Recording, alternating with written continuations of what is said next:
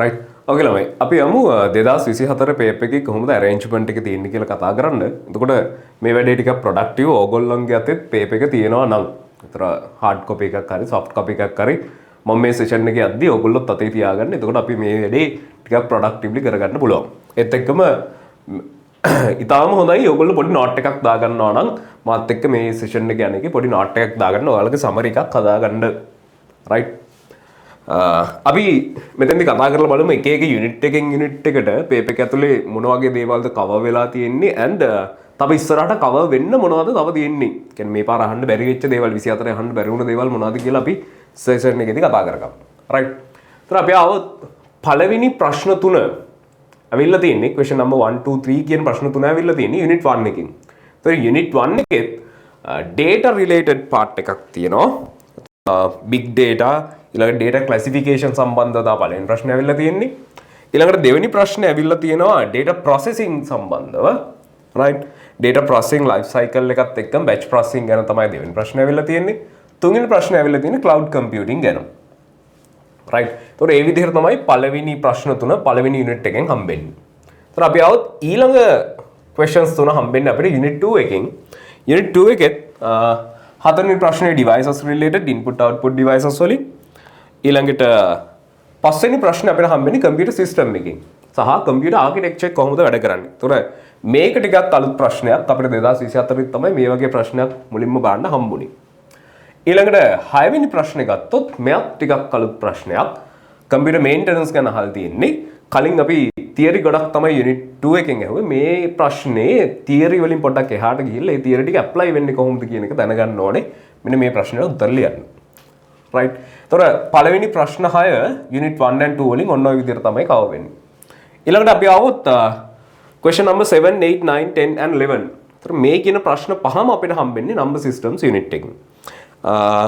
අපි આવොත් ප්‍රශ්න වලට බලන්න આવොත් ප්‍රශ්න තුනක් හම්බෙනවා අපිට unit මේ number system conversions වලින්. ඊළඟට ASCII related ප්‍රශ්නයක් හම්බෙනවා 10 වෙනි ප්‍රශ්නේ සහ 11 වෙනි ප්‍රශ්නේ අපිට හම්බෙන්නේ binary additions වලින්. right. ඒතර ඔය විදිහට තමයි number systems වල මේ ලකුණු පහ නම් ඊටාම ලේසියෙන් අපිට ගන්න පුළුවන් පොඩි වෙලාවක් ඇතුළේ කවර් කරගන්න පුළුවන් ලකුණු පහක්. and අපි 2025 ගැන කතා කළොත් 2025 දීත් අපිට කියන්න පුළුවන් මේ වගේම content එකක් තමයි මෙතනින් එහාට එන්න දෙයක් නෑ. අපි 25ට especially කතා කළොත් ASCII අපිට ඕන Unicode වෙනකන් යන්න පුළුවන් මේක. right. ඒත් එක්ක මේ addition එක අපිට යන්න පුළුවන් bitwise operators වලින් වගේ cover වෙන්න පුළුවන්. right. addition, subtraction and bitwise operators අපිට හිතන්න පුළුවන් දැන් තව මෙන්න මේ ටික තමයි ඉතුරු වෙලා තියෙන්නේ number systems වලින් දෙන්න. ඒතර මෙතන අපිට ලේසියෙන් සම්පූර්ණ පේපර් එකේ ලකුණු 100න් 5ක් කවර් කරගන්න පුළුවන්. right. ඊළඟට අපි આવොත් එහෙම question number 12 13 and 14 මේ questions තුන අපිට හම්බෙන්නේ logic gates lesson එකකින්. right. question number 12 වල තියෙන අපිට logic circuit එකක් තියලා එතනින් extract කරගන්න expression එක. ඊළඟට unit number question number 13 වල තියෙන simplification එක using boolean laws and question number 14 අපිට හම්බෙන්නේ k maps වලින් Kano maps simplification එකක් තියෙනවා. අපි මේ පාර පේපර් එකට ගියොත් එම් 2025 ගැන කතා කළොත් අපිට නිකන් හිතන්න පුළුවන්. right. 2025 ගැන කතා කළොත් අපිට හිතන්න පුළුවන් extraction part එකක් simplification k maps a. right. ඕකත් එක්කම තව නිකන් අපිට පොඩි guessing එකකට යන්න පුළුවන් universal gates වගේ දෙයක්කුත්. right. universal gates ඒ කියන්නේ NAND gate එකයි NOR එකයි. right. NAND gates NOR gates සම්බන්ධ කරලා මෙතෙන්ට ප්‍රශ්නයක් එන්න පුළුවන්. මේ ප්‍රශ්න තුනට කතා කළොත් එහෙම අපි අර කතා කරන පේපර් එකක් කරන්න rounds 3කින් කියලා. ඒතර මගේ recommendation එක නම් මේ ප්‍රශ්න තුන පළවෙනි round එකේදී යන්න එපා. මොකද මෙතන මේ simplification part එකට වගේ එහෙම නැත්නම් extraction වලදී උනත් ඔයාලට ටිකක් වැඩිපුර වෙලාවක් යන්න පුළුවන්. එක්ස්ට්‍රැක්ෂන් එකත් කෙලීම ගන්න නෙමේ එක්ස්ට්‍රැක්ෂන් එකත් අරගෙන ඒකට ලෝස් ඇප්ලයි කරන්න තමයි 24 පේපර් එකේ තිබ්බේ. රයිට්. අපි આવත් ඊළඟ ප්‍රශ්න තුනට. ලෙසන් එක ලොකු වුණාට යුනිට් එක ලොකු යුනිට් එකක් වුණාට අපිට OS වලින් හම්බෙන්නේ ප්‍රශ්න තුනක් විතරයි. 2024 දී. අපිට හිතන්න පුළුවන් දැන් කලින් දැක්ක ස්ටැට්ස් එක මේ පාරත් OS වලින් ප්‍රශ්න 3ක් 4ක් වගේ හම්බෙයි. එතනින් එහාට OS වල weight එකක් නැති වෙයි කියලා අපිට පොඩි assumption එකකට එන්න පුළුවන් කලින් ස්ටැට්ස් එක බලද්දී. මේ තුනක් මේ questions තුන cover වෙන්නේ question number 15 අපෙන් අහන්නේ PCB ගැන process control block process management වලදී. Question number 16 අපෙන් අහන්නේ context switching process management part එකෙන්ම තමයි. Question number 17 අපෙන් අහන්නේ හරිම simple file management part එකක්. right. ඒතර අපිට හිතන්න පුළුවන් මේ පාරත් ගත්තොත් දැන් OS lesson එක ගත්තාම ටිකක් ලොකු unit ගන්න මේ ලොකු weight එකක් තියෙන unit එකක්. ඒතකොට එහෙම බලද්දි අපිට OS වලින් හම්බෙන MCQ තුන ගොඩාක්ම බර වෙයි කියලා හිතන්න පුළුවන් process management සහ file management වලට MCQ. මොකද theory part එක වැඩියෙන්ම අපිට හම්බෙන්නේ ඔන්න ඔය part එකෙන් තමයි OS lesson එකේ. right. ඊළඟ ප්‍රශ්න 6ට ආවොත් එහෙම networking lesson එකෙන් තමයි ඊළඟ ප්‍රශ්න 6ම හම්බෙන්නේ. 18 19 20 21 22 and 23 ඔය questions ඔක්කොම ටික අපිට හම්බෙන්නේ networking lesson එකෙන්. right. තොර networking lesson එක ගත්තාම මේක අපේ syllabus එක ඇතුලේ තියෙන theory bulk එක වැඩිම unit එක. හරි. තොර මෙන්න මේ විදිහට තමයි කව වෙලා තියෙන්නේ. question number 18 අපෙන් අහලා තියෙන signals ගැන analog and digital signals. right. question number 19 අපෙන් අහලා තියෙනවා parity bits ගැන error detection part එකේදී. question number 20 අහලා තියෙන technologies වලින් PSTN and question number 21 devices part එකෙන් අහලා තියෙනවා switch එකක් ගැන specifically. question number 22 addressing එකෙත් අපිට දීලා තියෙන්නේ CIDR notation එකෙන් classless interdomain routing notation එකෙන් දීලා තියෙන්නේ. ඊළඟට question number 23 අපෙන් අහලා තියෙන්නේ protocols ගැන. අපි මේ පාර 2025 ගැන පොඩි ගෙසින් එකකට આવොත් එහෙම 2025 දිත් අපිට ඉතින් කියන්න පුළුවන් මෙන්න මේ පාර්ට්ස් අනිවාර්යෙන්ම 100 තියෙනවා. අපි ඊළඟ papers වලට යද්දි මේ parity check එක ගැන එහෙම නැත්නම් error detection ගැන ගොඩක් පාරක් අහලා තියෙනවා. අපිට හිතන්න පුළුවන් මේ පාරත් error detection වලින් පොඩි part එකක් එන්න පුළුවන්. ඒත් එක්කම devices අනිවාර්යෙන්ම අපිට devices වලින් හම්බෙනවා part එකක්. addressing IP addressing and logical addressing වලින් IP address ඒත් එක්ක physical addressing වලින් MAC addresses සම්බන්ධව අපිට එන්න පුළුවන් ප්‍රශ්නයක්. protocols වලින් අනිවාර්යෙන්ම ප්‍රශ්නයක් එන්න පුළුවන්. ඒත් එක්ක මීට additionally 2024 දී ඇහුවේ නැති වුණාට networking වලින් මේ පාර අහන්න පුළුවන් ළමයි encryption related ප්‍රශ්නිකුත්. right. එතකොට මේ encryption වලදී අපි කතා කරනවා public key encryption, private key encryption and මේත් එක්කම යනවා digital signatures. අපිට පොඩි wild guess එකකට එන්න පුළුවන් මේ පාර ගිය පාර මිස් වුණ encryption මේ පාර හයි කියලා. right. අපි මේ ඊළඟ ප්‍රශ්න ටිකට question number 24, 25, 26, 27 and 28 මේ ප්‍රශ්න පහම හම්බෙන්නේ systems lesson එකෙන්. right. ඒතර අපි ප්‍රශ්න වලට ගියොත් එහෙම question number 25 අපෙන් අහලා තියෙන්නේ feasibility study එකක් ගැන. කියන්නේ SDLC එකේ feasibility study. කොහොමද අපි මේ unit එක ගත්තොත් mainly වැඩිම content එකක් හම්බෙන්නේ අපිට SDLC එකටයි and models වලට. ඒතර ඒකෙත් අපෙන් අහලා තියෙනවා SDLC වල feasibility studies ගැන අහලා තියෙනවා 2024 දී. question number 26 හම්බෙන්නේ SDLC එකෙන් එකක්. question number 27 අපෙන් අහනවා models ගැන. එතනින් prototype model එක ගැන තමයි අහන්නේ. again question number 28 SDLC වල testing part එක. right. ඒතර අපි මේ අවුරුද්ද ගැන 2025 ගැන ආවොත් එහෙම පොඩි ගැස් එකකට අනිවාර්යයෙන්ම ළමයි ඔයගලන්ට ඉතින් මේ යුනිට් එකේ මොඩල්ස් වල තියෙන තියරි ටික කවර් කරගන්න වෙනවා. ඒතර ඒ තියරි වලට ආවට පස්සේ අපිට කියන්න පුළුවන් එක එක මොඩල් එකක තියෙන ඇප්ලිකේෂන්ස් මොනවද and එක එක මොඩල් එකේ තියෙන pros and cons ඔය ටික අපි පොඩක් සමරයිස් කරගත්තොත් හොඳයි MCQ වල මේ සිස්ටම් MCQ ටිකට ෆේස් කරන්න. right ඊළඟට SDLC එකට ආවහම අනිවාර්යයෙන්ම අපිට SDLC එකේ තියෙන ෆේසස් ටික කවර් කරගන්නම් වෙනවා. මේ ටික තමයි SDLC එකනොත් අනිවාර්යෙන් මේ පාර ප්‍රශ්නයක් එනවා. මොකද මේවා තමයි සිස්ටම් යුනිට් එක ඇතුලේ තියෙන ටිකක් බර තියෙන පාර්ට්ස්. ඒත් එක්කම 2024 දී අපිට DFD context diagrams අන්න ඒ වගේ designing tools ගැන හම්බෙන්නේ නැහැ ප්‍රශ්නයක්. අපිට පොඩ්ඩක් හිතන්න පුළුවන් මේ පාර DFD MCQ එකක් දෙකක් ඒ කියලා DFD context diagrams document flow diagrams entity matrices අන්න ඒ වගේ designing tools ටික අපි මේ පාර ටිකක් වැඩිපුර බලාගෙන යමු.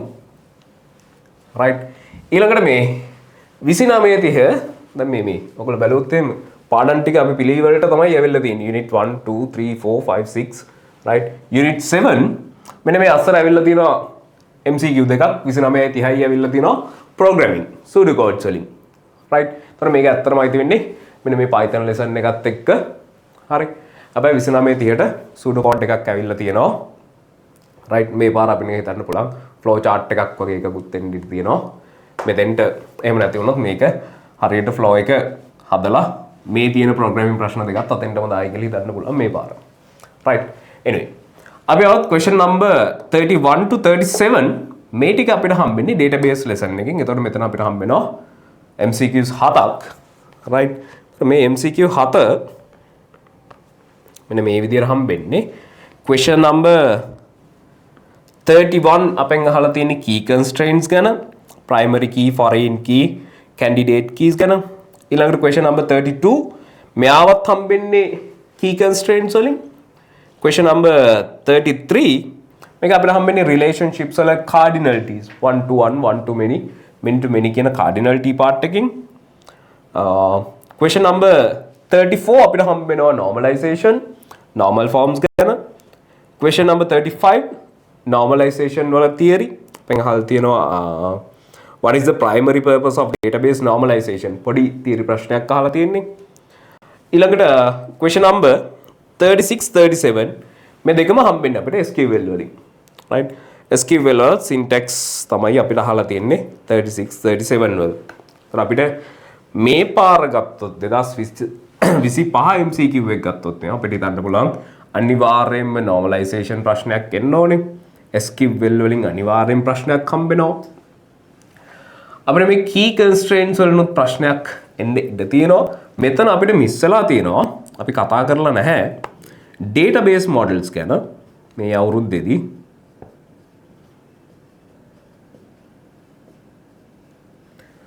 right අපිට 2024 දී database models ගැන ප්‍රශ්නයක් හම්බුනේ නැහැ. අපි කෝකටත් මේ පාර මෙන්න මේ database models උත් බලාගෙන යමු. මේ database වලින් හම්බෙන MCQ 7-8 cover කරගන්න. right ඊළඟට අපි එනවා question number 38 to 42 මේ ටික හම්බෙන්නේ Python lesson එකකින්. Python වලත් ගත්තොත් question number 38 අපිට හම්බෙන්නේ operators වලින්. ඒතර ගොඩක් වෙලාවට Python වල MCQs පටන් ගන්න ළමයි මේ operators වලින් ප්‍රශ්නකින්. ඒතකොට මේ ප්‍රශ්නේ තාම ලේසියෙන් කරගන්න පුළුවන්.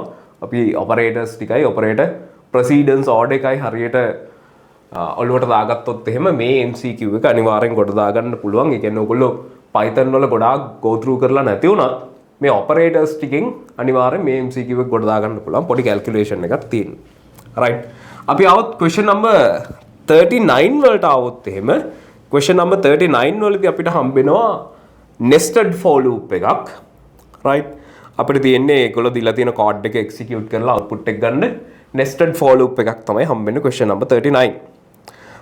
ඊළඟට question number 40 වලට આવොත් එහෙම question number 40 වල අපිට හම්බෙනවා function එකක් එක්ක for loops. මෙතනත් අපිට තියෙන්නේ යාළුවගේ code එක execute කරලා output එක දෙන්න.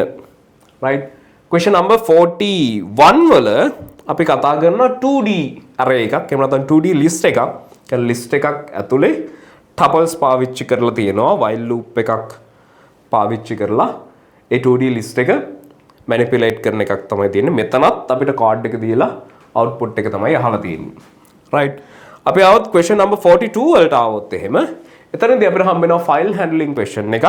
මේකේ කෝඩ් එක දීලා output එක නෙමෙයි අහලා තියෙන්නේ. කෝඩ් එකේ හිස්තැන් තියලා තියෙනවා. ඒත් එක්කම output එක අපිට දීලා තියෙනවා කෝඩ් එක map කරගන්න. right. ඒතර ඒ විදිහට තමයි Python content එක එන්නේ 2024 දී. අපි 2025 ගැන හිතුවොත් එහෙම මේ පාර්ට්ස් අනිවාර්යෙන් පළවෙනි ප්‍රශ්නේ ඔපරේටර්ස් වලින් දැන් ඔයගොල්ලන්ට බලන්න පුළුවන් ඊළඟ මේ 2023යි 22යි අපි ඇනලයිස් කරලා බලුවොත් ඒ පේපර්ස් වල පළවෙනි ප්‍රශ්නේ හම්බෙන්නේ ඔපරේටර්ස් වලින් Python වල පළවෙනි එක. ඒතකොට අපිට හිතන්න පුළුවන් මේ පාරත් ඔන්න Python පළවෙනි එක ඔපරේටර්ස් වලින් එයි. මේක කරගන්න පුළුවන් දෙයක් ළමයි ලේසියෙන්ම. ඊළඟට Python ගත්තොත් අනිවාර්යයෙන්ම ළමයි functions, for loops, file handling ඔය කියන පාර්ට්ස් කව වෙලා තියෙන්න ඕනේ. ඒත් එක්ක මේවා තව selections සහ මෙච්චර දවස් අහලා නැති පාර්ට් එකක් තමයි Python එක SQL connections. right. Python database connection එක. මෙච්චර කාලෙකට කවර් වෙලා නැති දෙයක්. අපිට Python වල අන්තිමටම හම්බෙන පාර්ට් එක තමයි Python SQL connection එක. මෙච්චර කාලෙකට අහලා නැති හින්දා මම හිතනවා අපි පොඩි wild guess එකකට එමු. මේ පාර මෙන්න මෙයාව එයි කියලා. right. okay. ඊළඟට අපි එනවා question number 43 ඉඳන් 47 වෙනකම් මේ ප්‍රශ්න පහ අපිට හම්බෙන්නේ web development unit එකෙන්. එතකොට question number 43 අපිට හම්බෙන්නේ HTML theory එක web authoring tools ගැන. right. පොඩි theory ප්‍රශ්නයක්. එතකොට question number 44 හම්බෙන්නේ CSS වලින් පොඩි theory ප්‍රශ්නයක්. what is the primary purpose of an HTML style sheet? හරි. හරිම සරල theory ප්‍රශ්නයක්. එතකොට question number 45 හම්බෙන්නේ CSS වල theory ප්‍රශ්නයක්. which of the following can be used to change the look of an entire website by changing just one file? right. එතකොට මේකත් CSS වල theory. අපෙන් syntax ගැන අහලා නැහැ 2024 දී. internal, inline and external CSS ගැන අහලා තියෙනවා.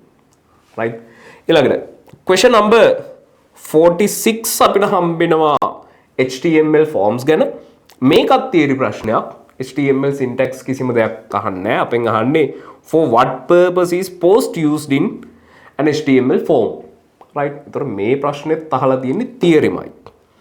question number 47 වලට આવොත් එimhe question number 47 අහලා තියෙන්නේ web publishing ගැන. අපි හදාගත්ත වෙබ්සයිට් එකක් කොහොමද publish කරන්නේ කියලා. ඒතර අපි 2024 දී මේ web වල අපිට හම්බෙන ප්‍රශ්න හතරම අහලා තියෙන ළමයි theory. right. කියන්නේ මෙතන එකක්වත් අපිට HTML, CSS කිසිම කෝඩ් එකක් syntax බලන්න හම්බෙන්නේ නැහැ. මම හිතනවා මේ අවුරුද්දේ නම් මෙන්න මේක චුට්ටක් වෙනස් වෙයි. හරි. ඔයගොල්ලෝ පොඩ්ඩක් බලාගෙන ගියොත් හොඳයි CSS syntax.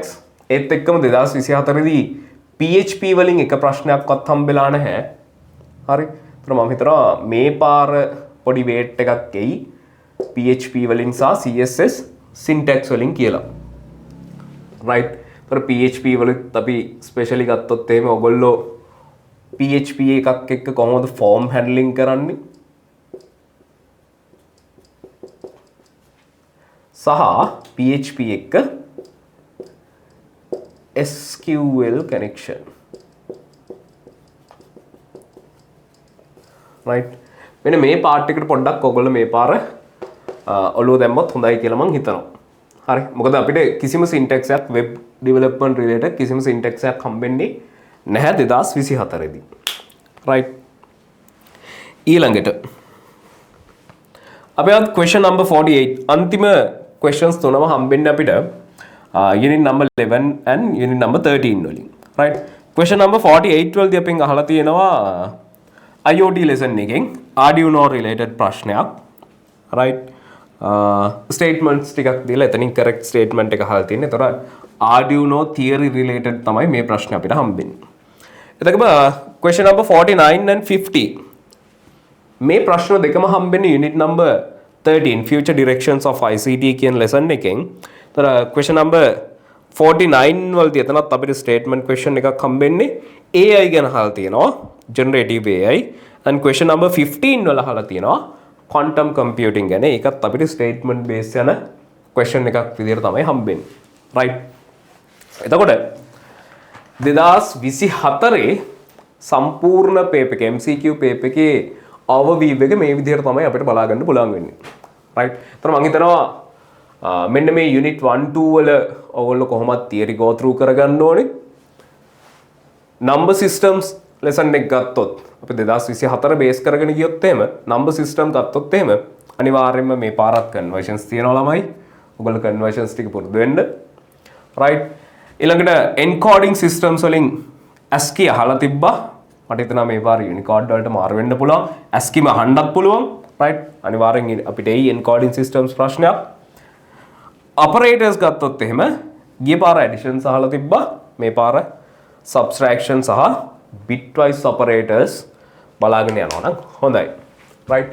logic gate lesson එකට આવොත් extraction අහයි මේ පාර simplification අනිවාර්යෙන්ම අහයි. ඒ කියන්නේ ඔයගොල්ලෝ boolean laws දැනගෙන තියෙන්න ඕනේ. ඒත් එකම k maps මේ පාරත් අහන්න ඉඩ කඩ තියෙනවා සහ universal gates. ඒතර මේ MCQ තුන මෙන්න මේ parts වලට බෙදලා යන්න පුළුවන්. right. අපි OS ආවොත් එහෙම OS MCQ තුනක් වගේ පොඩි ප්‍රමාණයකට ගන්න වෙනවා අර ලොකු theory content එක. ඒතර එහෙම ගත්තොත් එහෙම අනිවාර්යයෙන්ම ඔයගොල්ලන්ට ඉතින් බලාගෙන යන්න වෙනවා ළමයි process management, memory management, file management සහ device management. ඒතර උතන theory ගොඩක් තියෙනවා. ඔයගොල්ලන්ට මේ theory ගොඩ ඇතුලෙන් තමයි මේ MCQ තුන හම්බෙන්නේ. right. ඒතර ටිකක් වැඩිපුර බර දීලා අපි 2024 සාපේක්ෂව ගත්තොත් එහෙම ටිකක් වැඩිපුර බර දීලා බලාගමු process management. ඒතර මේක ඇතුලේ අපිට theory ගොඩාක් හම්බෙනවා. right. process states ඊළඟට context switching, PCB, schedulers, right, scheduling algorithms ඔන්න වගේ theory ගොඩක් හම්බෙනවා. process management part එක ඇතුලේ ඒත් එකම file management අපිට theory ගොඩක් හම්බෙනවා. file එකේ තියෙන attributes, file allocation, defragmentation, compaction වගේ technologies. right. ඊළඟට අපහු 2024 දී අපෙන් අහලා නැහැ memory management කිසිම දෙයක්. right. එතකොට මේ පාර අපිට එන්න පුළුවන් memory management ගණක් හදාගන්න හැටි, number of pages, number of frames, එහෙම නැත්නම් page size එකක් හදාගන්න. ඒත් එක්කම කොහොමද paging, mapping, swapping කියන actions ටික වැඩ කරන්නේ සහ computer එකකින් කොයි විදිහටද virtual address එකක් physical address එකකට convert කරගන්න ඕන. ඔය වගේ parts ටිකක් අපිට හම්බ වෙනවා memory management වල. ඒතර මම recommend කරනවා ඔයගොල්ලන්ට මෙන්න මේ ටිකත් අපි මේ පාර ටිකක් වැඩිපුර අවධානය දීලා යමු. ඊළඟට networking lesson එක ගත්තොත් ටිකක් balance විදිහට තමයි ප්‍රශ්න හැදිලා තිබ්බේ. මේ පාරට අපි පොඩි priority එකක් දුන්නොත් එහෙම මෙන්න මේ parity සහ error detection එයි. devices වලින් අනිවාර්යෙන් ප්‍රශ්නයක්, addressing සහ protocols වලින් අනිවාර්යෙන් ප්‍රශ්නයක්. එතක අපිට ගොඩක් ලොකු weight එකක් දීලා තිබ්බේ නැහැ මේ අවුරුද්දේදී OSI layers වලට. right. තර මම හිතනවා 2025 දී OSI සහ OSI layers සහ TCP/IP කියන model එක. මෙන්න මේ model දෙකේ theory වලින් MCQ එකක් දෙකක් වගේ එන්න පුළුවන්. ඒත් එක්කම තව මිස් වෙන ලොකු part එකක් තමයි encryption. මේ පාර අපි encryption වලට දෙමු ටිකක් ලොකු priority එකක්, public key, private key සහ විශේෂයෙන්ම digital signatures කොහොමද වැඩ කරන්නේ කියන එක. right. unit number 7 වලදී systems වලට ආවහම අර අපි කතා කළා වගේ models සහ SDLC වල theory ඔයගොල්ලෝ අනිවාර්යයෙන්ම solid දැනගෙන තියෙන්න ඕනේ. සහ ගිය පාර DFD සහ අදාළ මේ designing tools ගැන අහලා තිබ්බේ නැහැ. මේ පාර අපි ටිකක් වැඩි weight එකක් දෙමු ඔන්න ඔය designing tools ටිකක් cover කරගන්න. right. ඒතර මේ පාර මම හිතනවා මේ programming ප්‍රශ්න ටිකත් මෙන්න මෙතෙන්ටම දායි කියලා. database වලට આવොත් එහෙම database theory part එකේ අපි දැනගන්න ඕනේ constraints ඊළඟට integrity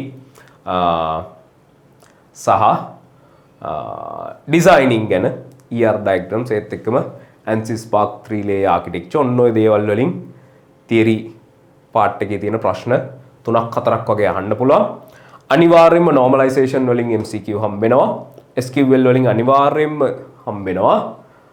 එතකොට ඔයගොල්ලෝ මේ ටික අනිවාර්යෙන් කව වෙලා තියෙන්න ඕන normalization සහ SQL. එතකොට database ප්‍රශ්න 7න් 4ක් වගේ වෙන් වෙන්නේ normalization සහ SQL වලට. එතකොට ඔයගොල්ලෝ අනිවාර්යෙන් මෙන්න මේකට ලොකු weight එකක් දෙන්න ඕනේ. තව අපෙන් theory වලින් අහලා තිබ්බේ නැහැ database models ගැන. flat file model එක, hierarchical model, network model, object oriented model සහ relational model. එතකොට ඔන්න ඔය ටිකේ theory වලට අපි පොඩි බරක් දෙමු. සහ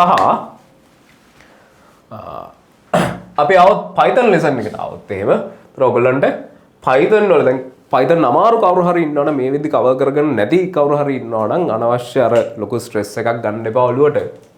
අපි ලේසියෙන්ම මෙන්න මේ ඔපරේටර්ස් වලින් හම්බෙන MCQ ඔයගොල්ලන්ට කරන්න පුළුවන්. ඒත් එක්කම පොඩ්ඩක් try එකක් දෙන්න මෙන්න මේ for loop සහ functions වැඩ කරන්නේ කොහොමද? එතනිනුත් ඔයාලට MCQ දෙකක් තුනක් වගේ කවර් කරගන්න පුළුවන්. ඒතර එතනින් එහාට ගියාම ටිකක් Python වැඩෙක්ට අනිවාර්යෙන් ලියන්න පුළුවන් මේ file handling 2D list සහ එතනින් එහාට මෙන්න මේ Python SQL connection එක මෙච්චර කාලයකට අහලා නැති ප්‍රශ්නයක් part එකක් මේ පාර අහන්න පුළුවන්. right මෙච්චර කාලයකට මිස් වුණ part එකක්. web වලට આવොත් අපි කලින් කතා කළා වගේ theory base තමයි ගියේ පාර අහලා තිබ්බේ. එතකොට ඒකින්ද මේ පාර syntax දීලා CSS PHP වගේ syntax ටිකක් දීලා අනිවාර්යෙන් MCQ එකක් දෙකක් අහන්න පුළුවන්. මේ පාර right 48 අපිට තිබ්බ IoT lesson එකෙන් අපි අර කලින් stats බලද්දී අනිවාර්යෙන් MCQ එකක් වගේ තමයි ඊට වඩා ලොකු weight එකක් හම්බෙන්නේ නැහැ. ඒතර Arduino theory ටිකක් බලා ගන්න.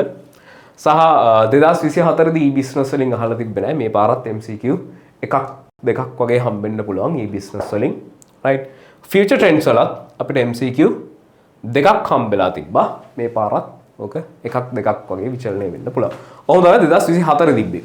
අපි යමු ඊළඟට 2023 පේපර් එක කොයි විදිහටද තියෙන්නේ? කොයි විදිහටද අපිට ඒකෙන් මේ පාර 2025ට මොන වගේ දෙයක්ද ගන්න තියෙන්නේ කියලා.